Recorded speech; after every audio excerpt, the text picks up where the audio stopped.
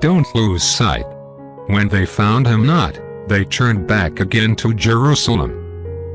Luke chapter 2 verse 45. We might as well face it, strife has even infiltrated our church life. It is true enough that the church is now the church militant.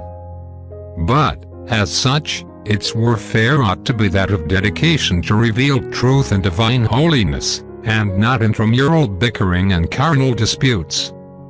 We read in the 2nd chapter of Luke that Joseph and Mary lost Jesus one day. Where did they lose him? They lost him in the most unlikely place in all the world, the temple. I have seen many people lose Jesus right in the church.